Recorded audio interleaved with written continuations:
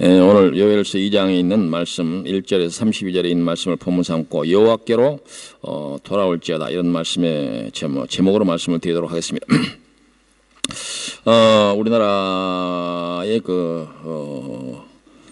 이제 북한과의 관계, 최근에 우리가 초미에 관심을 가졌던 미국 대통령과 북한 김정은 위원장과의 회담이 2차 회담이죠. 27일, 이달 27일부터 28일까지 베트남 하노이에서 열린다고 미국 대통령이 발표를 했습니다. 더 지켜보고 두어봐야지만 일단 이런 회담이 열린다는 것은 희망적으로 볼 수 있는 그런 여건이 조성됐다. 그런 의미에서 여러 가지 기대를 갖게 되는데 이번에는 좀 잘 돼서 정말 무서운 핵 문제, 이 문제도 좀 완전하게 해결되고 또 북한에 대한 여러 제재가 풀려서 통일까지는 좀 시간이 걸린다 하더라도 서로 남북이 이제 안 싸우고 평화와 협력의 그런 시대로 갔으면 좋겠다. 그런 소망을 가져봅니다. 북미 회담이 잘 돼야 남북 회담이 잘 되고 남북 회담에서 또 협력하고 좋은 그런 이제 합의에 이르게 되면 우리나라가 협력하고 평화로운 그런 시대가 오게 될 것이고 또 우리가 그렇게 되면 우리가 늘 소원이라고 했던 통일에 대한 기대 그리고 또 여러 국가적인 민족적인 그런 희망이 있지만 또 개인적으로는 특히 우리 유럽 사는 사람들은 시베리아 열차 타고 한국에 가는 그런 좋은 꿈도 꿔볼 수 있고 그래서 어찌됐든 여러 가지 좋은 기대를 하게 되는데 이렇게 우리의 한 민족 이제 국민이라는 이유 때문에 갖는 그런 희망도 있지만 정말 절박하게 가족이 이산 가족에 대해서 만나지 못하는 분들 그리고 개성공단에서 일하다가 일자리를 잃어버린 북한의 근로자들 또 북한의 이제 기업들이 올라가서 기업하는 사람들이 하루아침에 대단히 어렵게 된 사람들이 다시 웃을 수 있는 그런 날이 속히 왔으면 좋겠다. 그런 희망을 가져봅니다.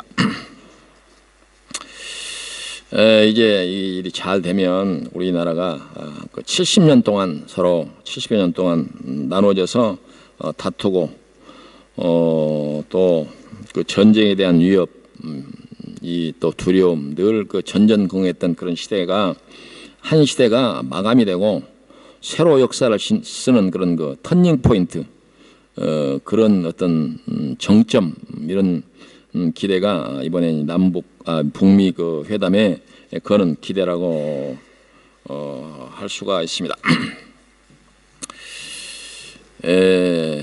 지난주 집사님들하고 회의에서 3월 첫 주가 3.1절 기념 예배를 드렸는데 올해가 3.1절이 100년 되는 해더라고요. 100년. 그래서 늘 매해 의미 있는 그런 기념식을 우리가 또 기념 예배를 드리긴 했지만 올해는 100년 됐으니까 좀 더 큰 이런 3.1절 한번 보냅시다 이렇게 얘기를 했어요. 그래서 이제 제 생각은 우리 교회뿐만 아니라 우리 이제 덴마크에 사는 모든 한국 사람들 또 한인회 또 대사관 이렇게 협력해서 3.1절 100주년 이 기념 예배를 좀 성대하게 이렇게 좀 치러야겠다 이런 생각을 하게 되는데 다행히 이달 말이 되는 2월 달은 28일밖에 없거든요. 그래서 마지막 날 결과가 잘 나오면 이 남북 북미 회담의 결과가 잘 되면 축제 속에서 금년 3.1절 기념 예배를 드릴 수 있지 않을까 이렇게 제가 개인적으로 기대를 했어요. 여러분들도 같은 마음을 품고 금년 3.1절에는 정말 우리들만의 어떤 축제가 아니라 온 민족이 기뻐하는 그런 3.1절 그런 기념 예배가 됐으면 좋겠다. 그런 생각이 듭니다. 이와 같이 우리가 민족의 그 역사 가운데서 너무 길게 그 질척거렸던, 앞으로 나가지 못하고 장화 신고 이 진흙탕 속에 빠져서 질척거린 것처럼 우리 역사가 그렇게 진행되어 왔어요.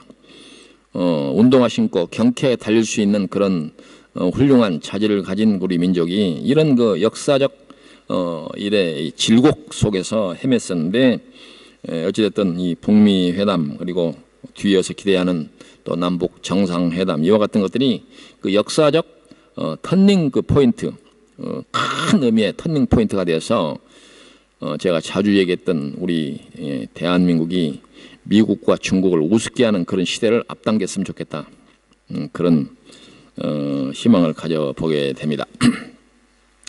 오늘 요엘서 그 본문을 가지고 말씀을 준비하면서 몇 번 말씀을 드렸지만, 요엘서는 그 짧은 석 장밖에 안 되는 성경이지만 그 안에 아주 중요하고 엄중한 그런 교훈이 있다, 그렇게 말씀을 드린 적이 있는데, 오늘 또 우리 성도들이 함께 읽으면서 아마 그걸 느꼈으리라고 생각이 돼요.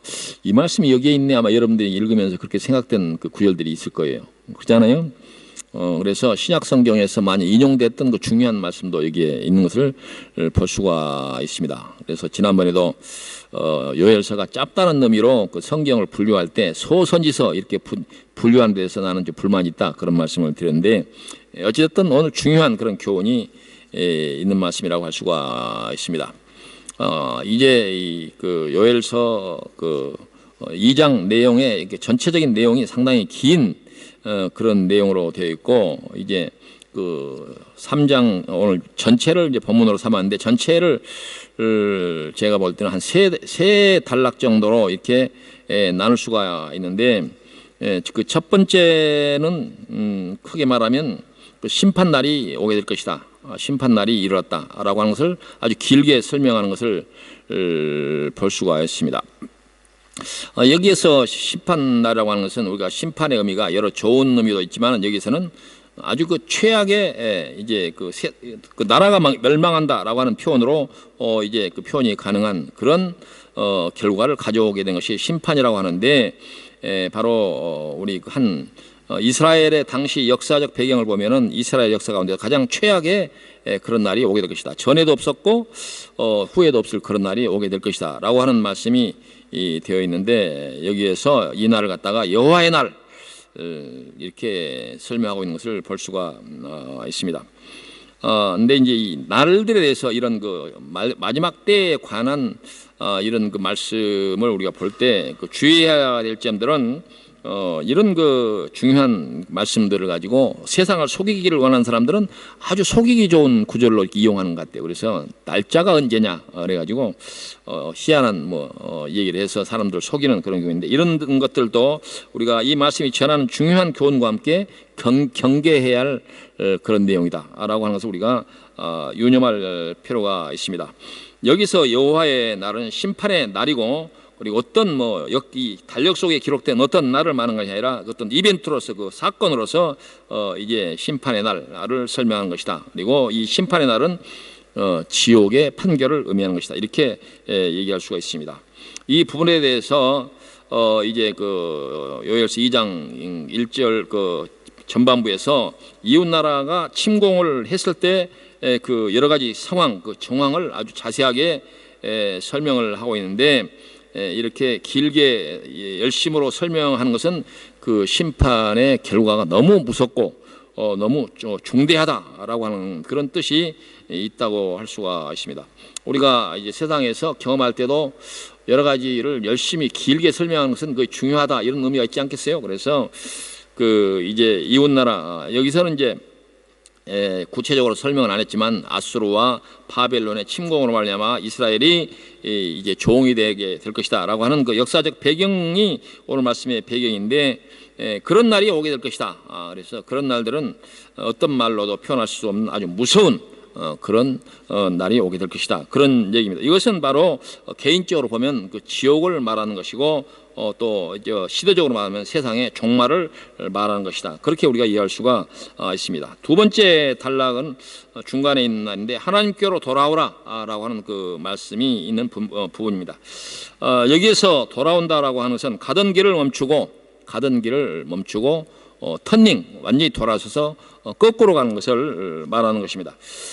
그러니까 우리가 말한 그 회개를 그렇게 표현했다 이렇게 얘기할 수가 있는데 이 내용에 앞서서 이 심판날이 이를 것이라는 내용의 그 분량에 비해서 이제 전체 기록된 내용은 분량은 작지만 교훈은 그 핵심 이 전체 요엘서 2장 전체가 그 장황하게 길게 설명된 부분들은 중간에서 설명하고 있는 이 회개 부분을 강조하기 위해서 이렇게 열심히 설명한 부분이라고 그렇게 얘기할 수가 있습니다. 그래서 이제 이 말씀의 핵심은 뭐냐? 너희가 회개하고 돌아오면 구원을 얻을 것이요 또 그 여호와께서 하시는 일을 찬송하게 될 것이다. 이렇게 요약해서 말씀을 할 수가 있습니다. 그래서 이제 이 그 회개 부분을 중심으로 해서 전반부에는 너희가 회개하지 않으면 닥칠 그런 미래, 그리고 뒤에 나오는 그 세 번째 단락에 해당하는 부분은 회개하게 되면 어떠한 결과가 오게 될 것이다. 이렇게 세 단원으로서 나눠져 놨는데 바로 이 중심부에 있는 회개가 전반부와 후반부를 결정하는 것이다. 이렇게 해서 회개를 하느냐 안 하느냐에 따라서 그 사람이 멸망을 받을 수도 있고, 그러나 회개를 하게 되면 성경에서 기록된 모든 그 좋은 약속들을 얻을 수 있다라고 하는 것입니다. 그래서 오늘은 이제 12절에서부터 시작되는 그 회개 부분에 대해서 좀 살펴보게 되면 12절에 이렇게 되어 있습니다. 여호와께서 여호와의 말씀에 너희는 이제라도 금식하고 울며 애통하고 마음을 다하여 내게로 돌아오라, 이렇게 말씀하고 있습니다. 이제라도라고 하는 그런 표현은 좀 우리가 그런 말 있죠. 시기적으로 우리가 늦지 않았을까라고 생각되는 그런 어떤 그런 생각, 우리가 염려를 할 때가 있습니다. 또 우리가 종종 그런 그 얘기를 하는 경우가 있는데, 늦었다고 생각할 때가 가장 빠르다 이런 말이 있지 않습니까? 근데 하나님께서도 우리가 생각할 때는 아마 이미 늦었을지도 몰라 라고 생각하고 있는데 반해서 하나님 아니야, 기회 있어, 이렇게 말씀한다는 거죠. 그래서 이와 같은 말씀들이 우리에게 대단히 희망적인 그런 메시지가 될 수 있다. 그렇게 우리가 생각할 수가 있습니다. 여기서는 이제 말씀드린 것처럼 그 역사적 터닝 포인트, 그리고 개인적으로는 이제 새로운 시도, 이와 같은 것들을 얘기하는데 이제 한마디로 우리가 회개를 해야 된다, 그런 얘기입니다. 우리는 이제 그 개인적으로 또 살아가면서 여러 가지 하루도 수십 번씩 잘못된 것에 대해서 이제 깨우치기도 하고 또 반성도 하고 이렇게 하지만 여기에 성경에서 말하는 회개는 그런 우리가 선택의 문제인 이런 자잘구제라는 것이 아니라 큰 틀의 터닝 포인트를 회개라고 그렇게 얘기한다라고 할 수가 있습니다. 그래서 이제 그 민족의 단위나 국가적인 단위로서는 한 민족이 이제 필요할 때에 완전 그 역사적으로 터닝을 해야 되는 그런 포인트가 있다라고 하는 것을 우리가 그 교훈으로 받아들일 수가 있는데, 최근에 제가 어떤 그 글을 보니까 그 세상의 모든 나라가 망했는데 왜 이 종교는 망하지 않을까라고 하는 것을 설명하는 그 말이 있었어요. 거기 보니까 그 가장 큰 이유가 개혁을 하기 때문이다, 그렇게 설명을 했더라고요. 무슨 얘기냐? 개혁이라고 하는 것은 이제 그 회개의 의미가 있는데 잘못된 길로 돌아서기 때문에 이 그 개혁이라고 하는 이런 의미를 가진 종교는 망하지 않고 가는데, 그렇지 않는 그 종교는 망하거나 또 그렇지 않은 나라는 결과적으로 이제 망한 나라의 리스트에 이름을 올린다, 그런 얘기입니다. 그래서 한 국가나 또 한 개인이나 이와 같은 그 회개하는 이 터닝 포인트가 필요한데, 이 터닝 포인트에 있어서는 과감한 그런 결단이 필요할 때가 있다, 그런 얘기입니다. 그래서 개인도 뭉청뭉청 이렇게 또 그 자기를 회개해야 될 그런 시간을 놓쳐버리게 되면 인생은 결국 실패할 수밖에 없고, 다뒤로 보면 국가도 망할 수밖에 없는 그런 그 결과를 가져오게 된다. 그래서 그 일반 그 회사 같은 경우도 과거에 그 이름을 날렸던 그 많은 이제 그 500대 기업 1000개 기업 이런 갖다가 후에 보면 시간이 흐른 뒤에 그 회사들이 살아남았느냐라고 하면 대부분 과거에 그 이제 대단했던 회사들이 다 망하고 없다 그런 얘기예요. 근데 그럼에도 불구하고 살아남은 회사들은 어떻게 살아남았냐? 그 개혁을 끝없이 해온 회사는 살아남지만 그러나 이제 현실에 안주해 가지고 지금이 참 좋아 이렇게 가게 되는 회사들은 전부 망했다 그런 얘기예요.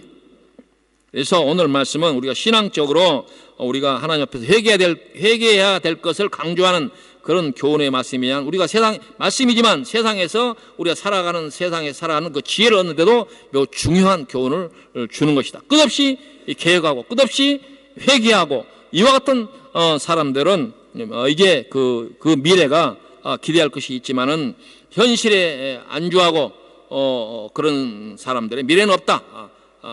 그런 얘기입니다. 바로 이제 그러한 정신을 갖다 우리가 개혁 정신이라고 말하고 우리 기독교의 여러 그 종파 가운데에 이런 그 칼빈 교회를 갖다가 개혁 교회다 그렇게 얘기를 했는데 우리가 예배드리는 이 교회 이 독일 교회 원래 그 공식 명칭은 도이치 리포머 키어크입니다. 이거 그 말은 무슨 말이냐? 독일 개혁 교회 그런 뜻이에요. 그래서 기독교에도 많은 그 종파가 있긴 있지만 어찌됐든 이 개혁 교회는 이 개혁을 표방한다 그런 얘기입니다. 이제 제가 속해 있는 그 교단이 전에 백석이라고 그러는데 그 백석이 그 대신 교단하고 연합을 해서 이제 더 큰 교단이 되었는데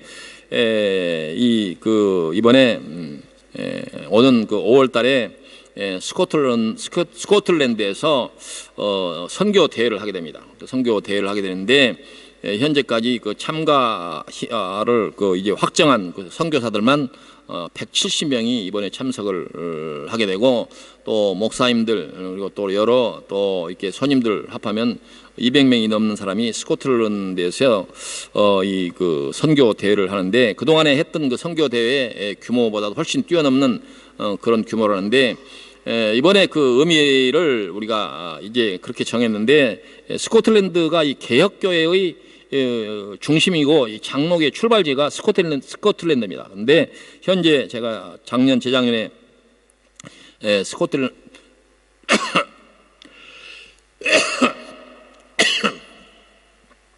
스코틀랜드에 가봤는데 스코틀랜드 장로교회가 거의 무너진 상태입니다.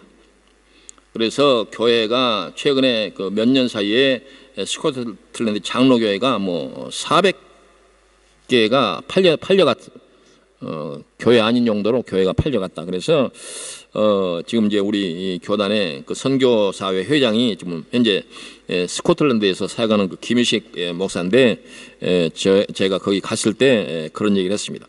우리 한국 교회가 너무 이 스코틀랜드를 이제 좀 무관심하게 바라본 거 아닌가. 장로교회 모태 그 출발지 교회가 지금 현재 거의 몰락지경에 있는데 우리가 너무 부모님 외면하는 것처럼 그런 거 한 거 아닌가. 그래서 기회가 되면 스코틀랜드의 재부흥을 위해서 한번 우리가 한국 교회를 동원하자 그런 얘기를 했는데 마침 금년에 거기에서 선교 대회를 하기로 했습니다. 그래서 거기에서는 이번에 이제 스코틀랜드의 선언, 한국 장로교회의 스코틀랜드의 선언이라고 하는 이런 선언서를 이제 작성해서 이 스코틀랜드 교회의 그 개혁, 스코틀랜드 개혁의 각성을 촉구하기도 하고 또 한국 장로교회의 스코틀랜드 교회에 대한 이 관심을 불러일으키는 그런 계기로 삼으려고 그렇게 약속을 했는데 제가 그 스코틀랜드 선언의 선언문을 작성하는 책임을 지금 맡았습니다. 그래서 여러 가지로 걱정스럽기도 하고 그래서 그 신학자들 또 역사학자들 교회사 또 이런 그 여러 자료들을 좀 찾아보고 지금 지금 작성을 하고 있는데 어찌됐든 이와 같은 여러 시도와 우리의 노력들은 개혁을 해야 된다. 개혁을 하지 않으면 교회도 세상도 회사도 개인도 망할 수밖에 없다라고 하는 그런 뜻입니다. 이제 오늘 본문이 우리에게 설명하고 또 교훈하는 것은 하나님께로 돌아가는, 하나님을 향해서 가지 않는 자들이 하나님께로 돌아가지 않고 그리고 이제 지금까지 살아왔던 것처럼 자기의 길을 가게 된다고 하면, 다른 길로 계속 가게 된다고 하면 그 끝의 길에는 멸망이 있다라고 하는 것을 경고하는 말씀이라고 할 수가 있습니다. 그 끝의 끝은 바로 심판이다, 그런 의미입니다. 우리가 이제 위험한 길을 이제 갈 때 천길 낭떠러지에 비유를 합니다마는, 하나님을 향하여 가지 않고 하나님을 이 세상을 향하여서 가는 사람들은 천길 낭떠러지가 아니라 밑을 모르는 낭떠러지로 가고 있는 사람들이다, 그렇게 얘기를 해도 과언이 아닐 것입니다. 그래서 하나님께서 오늘 말씀에서 하신 것처럼 이제라도 금식하고 울며 애통하고 마음을 다하여 내게 돌아오라, 이렇게 말씀하고 있습니다. 바로 그 끝이 너무 무섭고 그 결과가 두렵기 때문에 이렇게 큰 그 제스처를 치면서 울며 애통하고 마음을 다하여 내게 돌아오라, 그렇게 말씀을 하고 있습니다. 우리가 작은 잘못을 하게 되면 그렇게 막 애통하고 가슴을 치고 이런 표현이 없는데, 이 큰 터닝 포인트가 필요하기 때문에 가슴을 치고 마음을 찢고 이렇게 돌아오라, 이렇게 말씀을 하고 있는데, 지금이야말로 그때가 아닌가, 이렇게 생각이 됩니다. 뭐 여러분이나 제나 느끼는 것이 비슷하다고 할 수가 있는데, 지금 세상이 온전합니까? 온전합니다. 그래서 이제 하나님께서 말씀하신 것처럼 지금이야말로 이제라도 금식하고 울며 마음을 다하여 내게 돌아오라 하는 말씀이 가장 어울리는 그런 시대가 아닌가, 이렇게 생각이 됩니다.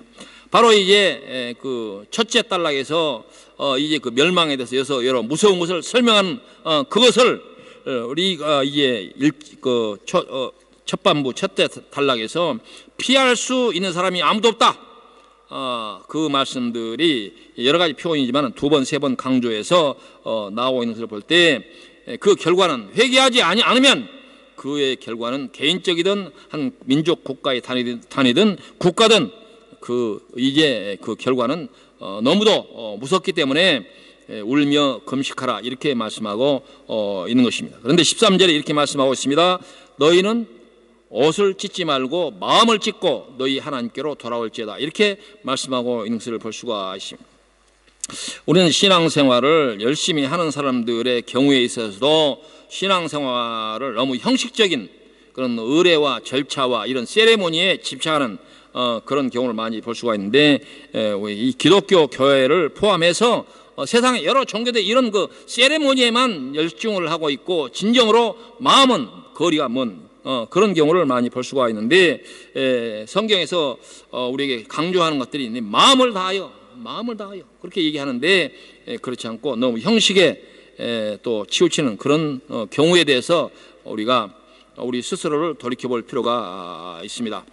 그래서 성경의 표현대로 마음을 찢는다, 이런 표현은 어떤 경우냐, 그걸 바로 이 큰 틀의 의미에서 이런 터닝을 하라, 이렇게 돌이켜라, 이렇게 얘기할 수가 있습니다. 한 개인으로 보면 인생관을 바꿔라, 그 신앙을, 참다운 신앙을 가져라, 그런 얘기가 되어 있고, 다른 우리가 세상에서 살아가는 그 삶의 덕목 측면에서 보면 그동안에는 자기의 먹고 사는 문제만을 위해서 살았다고 한다면, 이제부터는 하나님께서 관심을 갖고 있는 이제 이웃에 대한 배려, 그리고 사회를 위해서 내가 해야 할 역할들을 찾아서 이런 의미 있는 삶을 살아라, 그런 교훈이 포함되어 있다고 할 수가 있습니다. 그래서 이 의례와 절차와 형식의 메인 이런 신앙 그룹이나 개인들을 보면 이제 자기들의 축제, 많은 사람들을 모아서 자기들의 축제는 즐기지만 사회적 역할에 대해서 등한시하고 있는 경우를 볼 때, 성경은 여러 곳에서 이제 이 세상을 향하여서 하나님께서 갖고 계시는 가장 큰 관심인 내 이웃을 내 몸같이 사랑하라고 하는 이런 일에 대해서 특히 이 신앙인들이 더 이제 아주 민감하게 이렇게 주의를 기울여야 되는데, 사실 그렇지 않은 그런 이제 그 느낌이 많이 있습니다. 그래서 우리가 이 회개라고 하는 것은 대충 이렇게 신용만 하는 것이 아니라 완전한 터닝, 완전히 돌아서는 이와 같은 것을 의미한다고 한다면 오늘 이 말씀이 주는 교훈이 무엇이라고 하는 것을 우리가 알 수 있게 될 것입니다. 이제 아까 초두에 북미 회담을 잠깐 얘기했는데 미국이 북한에게서 그 비핵화를 요구하면서 여러 전문 용어로 완전한 비핵화 검증 다시 회복할 수 없는 상태의 이런 하여튼 그 여러 가지 표현을 하고 있어요. 그런데 미국은 북한이 미국에 대해서 요구하는 것은 미국도 북한에 대해서 앞으로 이제 이 안보에 대해서 절대로 불가능한 이제 다시는 위협할 수 없는 상태로 너희들도 해라 이렇게 요구하는 데서 미국은 아니야 우리는 너희들 하는 거 보고 이렇게 해서 북한도 아니야 우리는 그렇게 하면 못하겠어 이런 현재 밀고 당기는 그런 협상을 볼 수가 있는데 한쪽이 완전한 그런 회개를 요구한다고 한다면 그 다른 반대편에서도 완전한 이제 그런 태도를 보여야 할 것이라고 할 수가 있습니다. 하나님께서는 이 완전한 회개를 한 사람들에게 우리에게 완전한 의미의 그런 약속을 하고 있는데 약속을 하시면서 우리에게 너희가 돌아설 때 이런 완전한 그런 형태의 회개를 하라 이렇게 말씀을 하고 있는 것을 볼 수가 있습니다. 우리가 회개를 했다고 하면서 세상도 섬기고 돈도 섬기고 또 하나님도 섬기고 이제 모양과 신용은 그렇게 하면서도 이제 대충 그렇게 하는 그런 경향을 우리가 보게 되는데 성경에서 자주 하시는 말씀이 하나님도 섬기고 돈도 섬기고 세상도 섬기고 이렇게 이제 둘을 다 섬길 수 없다 이렇게 해서 하나님께서는 단호하게 둘 중에 하나를 택해라 이렇게 말씀할 수가 있는데 거기에 우리가 응답하는 것이 바로 회개의 마음이라고 할 수가 있습니다. 그래서 하나님께서 오늘 역사적 배경이 되어 있는 이스라엘 향해서도 하시는 말씀이 너희가 이제 다시는 하나님을 이제 떠나서 다른 데로 갔던 길을 이제 다시 돌이킬 수 없는 상태로 이제 회개하라라고 하는 뜻이 마음을 찢고 또 가슴을 치고 이제 회개하고 금식하고 하라는 이런 표현이라고 할 수가 있습니다. 그래서 13절 후반부에 보면 그는 은혜로우시며 자비로우시며 노하기를 더디하시며 인애가 크시사 돌이켜 재앙을 내리지 아니하시나니 하나님도 돌이켜서 다시는 재앙을 내리지 않겠다 이렇게 다짐하고 있잖아요. 그러니까 우리도 회개할 때는 그런 정도의 표현이 가능한 완전한 회개를 해야 된다 그런 얘기입니다. 하나님의 여기에서 13절에서 그는 은혜로우시며 자비로우시며 노하기를 더디하시며 인애가 크시사 이런 표현은 하나님의 속성을 말하는 것입니다. 이것은 쉽게 말하면 하나님은 사람이 아니라고 하는 뜻을 길게 설명하는 것입니다.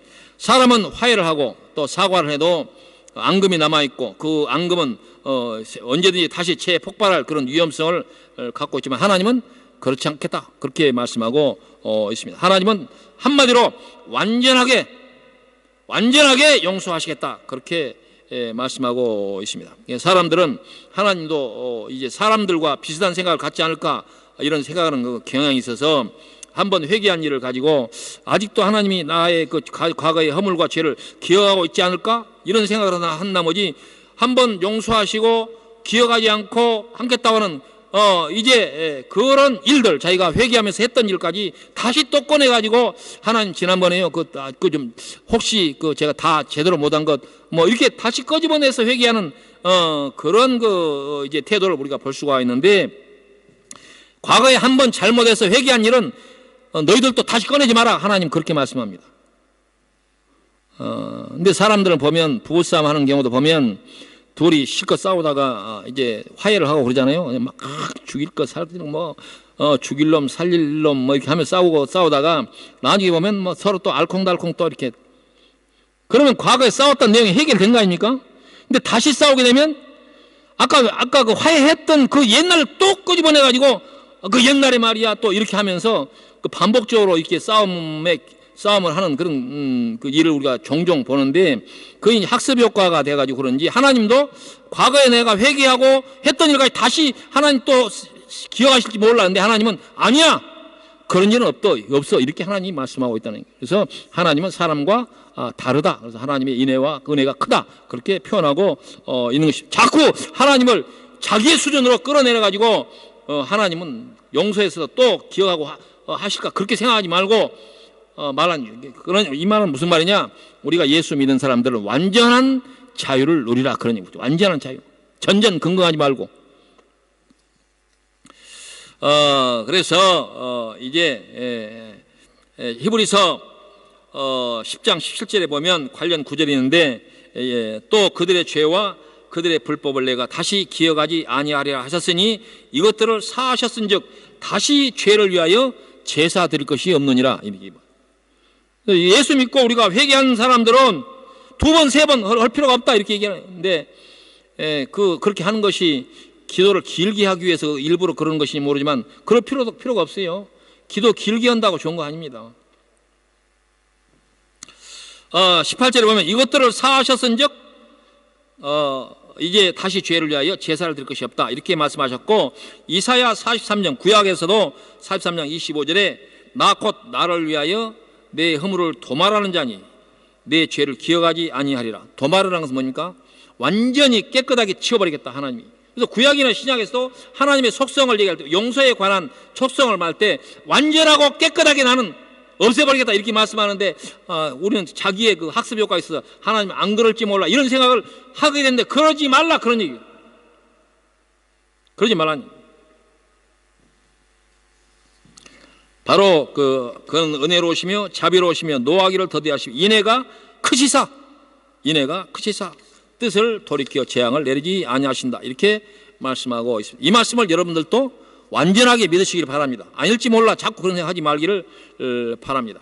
14절에 좀 이제 이런 말이 있는데 주께서 혹시 마음과 뜻을 돌이키시고 그 뒤에 복을 내리사 너희 하나님 여호와께 소제와 전제를 드리게 하지 아니하실지 누가 알겠느냐 이런 표현이 있는데 이 표현 해석 자체가 좀 잘못된 그런 해석이라고 할 수가 있습니다.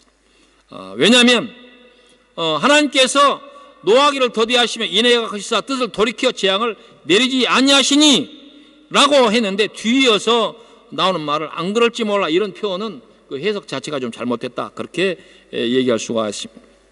영어 성경에서 이 부분에 대해서 who knows 이렇게 표현을 하고 있는데 이 말은 해석 여하에 따라서 누가 아느냐 하나님이 안 그럴지도 몰라 이렇게 해석도 되지만 그런 뜻이 아니라 이 말은 우리가 과거에 우리 학습 효과에서 우리가 경험하지 못했던 사람들은 한번 용서하고 했지만 다시 그걸 꺼내고 이러한 것들을 반복적으로 봤지만 한 번도 우리가 세상에서 경험하지 못했던 그러한 모습을 하나님께서는 볼 수 있다 그런 얘기입니다.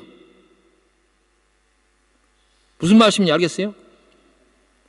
우리가 세상에서는 용서하고도 또 반복해서 시비하고 하지만 그와 같은 것들이 반복적으로 우리 학습 효과에서 드러나지만 한 번도 우리가 경험하지 못한 태도를 하나님에게서는 볼 수 있다 그런 그걸 영어 성경에서 who knows 이렇게 표현한다 그런 말입니다. 그래서 하나님은 우리가 회개하게 되면 용서하시고 기억하지 않겠다. 완전 도말하겠다. 깨끗이 씻어버리겠다. 이렇게 말씀하고 있습니다. 이러한 말씀들의 약속이 우리에게 복음이 되는 거예요. 복된 소식. 기브 앤 테이크. 내가 이만큼 가면 하나님 이와 같은 것은 복이 아니라 이건 거래죠. 하나님 그런 분이 아니라 완전하고 돌이킬 수 없는 상태로 우리를 용서하신다. 그렇게 말씀하고 있습니다. 그래서 15절에 너희는 시온에서 나팔을 불어 거룩한 음식일을 정하고 성회를 소집하라 이렇게 말씀하고 있습니다. 이때는 바로 그 배경이 율법의 시대이기 때문에 반복적으로 이스라엘 백성들에게 이러한 어떤 날을 정해가지고 요즘에서는 이제 덴마크에도 그런 절기가 있는데 대기도일 그런 게 있습니다. 바로 그날이에요. 그래서 이런 것도 그 뜻과 의미는 좋은 의미라고 보지만 이걸 너무 형식적으로 어떤 절기를 지키게 되면 우리 회개가 다 적게 된다.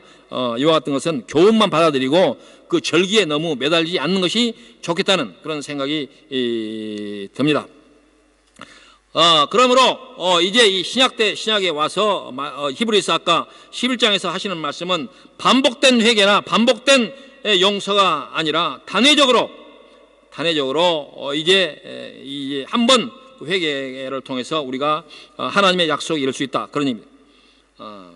그래서 히브리서 10장 9절에 내가 하나님의 뜻을 행하려 왔나이다 하였으니 그 첫째 것은 패하심을, 그 첫째 것은 아까 구약성에서 말하는 그런 이제 반복된 그런 절기를 얘기하는 것이고, 패하심은 둘째 것을 세우려 하심이라. 이것은 바로 그리스도로 말미암아서 우리에게 주신 약속을 말하는 것인데, 10절에 이렇게 돼 있어요. 이 뜻을 따라 예수 그리스도의 몸을 단번에 들이심으로 말미암아 우리가 거룩함을 얻었느니라, 이렇게 말씀하고 있고, 제사장마다 매일 서서 섬기며 자주 같은 제사를 드리되 이 제사는 언제나 죄를 없게 하지 못하였거니와 오직 그리스도는 죄를 위하여 한 영원한 제사를 드리시고 하나님 우편에 앉으사 그 후에 자기 원수들을 자기 발등상이 되게 하실 때까지 기다리시나니 그가 거룩하게 한 자들을 한 번의 제사로 영원히 온전하게 하셨느니라. 한 번의 제사라는 것은 바로 예수님께서 십자가에 달려 돌아가신 것을 얘기하는 것입니다. 십자가에 달려 돌아가시며 우리의 죄를 사하시겠다고 약속한 그것을 믿으면 이 단회의 역사가 우리가 하나님 앞에서 완전한 회개가 된다, 그런 얘기입니다. 예수 믿는 것이 완전한 회개가 된다, 그런 얘기. 요엘서가 구약성에서 말한 요엘서의 회개는 바로 신약 성경에 와서 그리스도 안에서 믿음으로 나아가는 길을 말하는 것입니다. 믿음으로 예수 앞에 나가서 나아가게 되면 어떻게 하신다고 그랬습니까?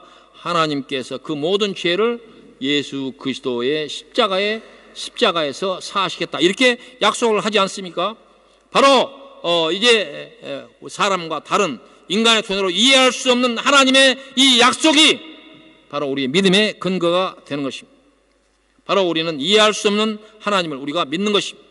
우리가 이성적으로 그렇구나 이해되는 것이 아니라 도무지 이해할 수 없는 하나님의 그와 같은 약속이 우리에게 은혜다, 그런 의미입니다. 우리가 언제든지 죄악 가운데 살면서 죄악을 밥 먹듯 하며 살고 있습니다.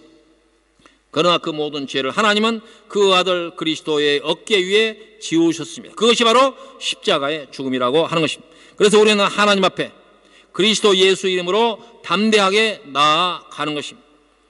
그렇지 않으면 우리는 한시도 하나님 앞에 나갈 수가 없습니다. 그래서 그런 뜻으로 주 예수를 믿어라, 그리하면 너와 내 집이 구원을 얻으리라고 말씀을 했고, 오늘 구약성경 요엘서에도 같은 뜻의 말씀이 나온 것을 볼 수가 있습니다. 결론의 말씀입니다. 27절에 그런즉 내가 이스라엘 가운데 있어서 너희 하나님 여호와가 되고 다른 이가 없는 줄을 너가 알 것이라. 내 백성이 영원히 수치를 당하지 아니하리로다. 그 후에 내가 내 영을 만민에게 부어주리니 너희 자녀들이 장래일을 말할 것이며 너희 늙은이는 꿈을 꿀 것이며 너희 젊은이는 이상을 볼 것이며 그때 내가 또 내 영을 남종과 여종에게 부어줄 것이며 내가 이적을 하늘과 땅에 베풀리니 곧 피와 불과 연기와 기둥이라. 여호와의 크고 두려운 날이 이르기 전에 해가 어두워지고 달이 빛빛같이 변하려니와 누구든지 여호와의 이름을 부르는 자는 구원을 얻으리니 이는 다 여호와의 말대로 시온산과 예루살렘에서 피할 자가 있을 것이며 남은 자 중에 나의 여호와 이름을 받을 자가 있을 것임이니라. 이렇게 말합니다. 이 말씀은 크게 보면 이 세상에 죄가 들어옴으로 말미암아 인간이 하나님 앞에서 그 죄로 말미암아 죽을 수밖에 없는 그런 상태가 다시 우리가 그리스도로 말미암아 회복의 시대를 맞이하여 하나님의 은혜에 참여하게 될 것이다, 그런 얘기. 바로 이 모든 하나님의 은혜가 예수를 믿고 회개하는 자에게 이룰 수 있는 하나님의 약속이 되는 것입니다. 그러므로 우리 예수 믿는 모든 사람들은 우리가 예수 앞에 나가는 그 일이야말로 우리가 큰 그 회복, 이제 터닝 포인트가 되는 회개에 이르게 한다고 하는 그런 사실을 믿고 예수 믿는 일에 열심을 내는 그런 성도들이 되기를 간절한 마음으로 바라고 오늘 전하는 이 모든 말씀 앞에서 아멘 할 수 있기를 바랍니다. 기도하십시다. 고맙고 감사하신 여호와 아버지 하나님, 우리는 참으로 부족하고 연약해서 회개하고 반복하고 후회하고 해도 우리가 하나님 앞에 죄를 짓고 또 우리가 하나님 앞에 부끄러운 모습으로 서게 된 것을 늘 가슴 아파하는 저희들, 그러므로 하나님께 저희 연약함을 아시고 예수 그리스도 이 땅에 보내시고 예수를 믿는 믿음으로 말미암아 하나님의 회개에 이르게 하시고 우리에게 하나님께 약속하시는 그 약속의 자녀가 되게 하신 것을 믿고 감사를 돌려옵나이다. 우리가 이 세상에서 연약함 가운데 있는 것을 예수님께서 십자가를 심으러 우리를 위하여 모든 죄를 사하신 줄로 믿습니다. 그러므로 우리가 담대하게 예수 앞에 나가서 믿음을 고백하게 하시고 우리가 소망 가운데서 모든 죄를 사하시겠다고 하는 이 말씀의 약속을 믿고 기쁜 마음으로 하나님 앞에 항상 소망 가운데 살아가는 죄이 될 수 있도록 인도하여 주시옵소서. 감사를 돌렸고 예수님의 이름으로 기도하옵나이다. 아멘.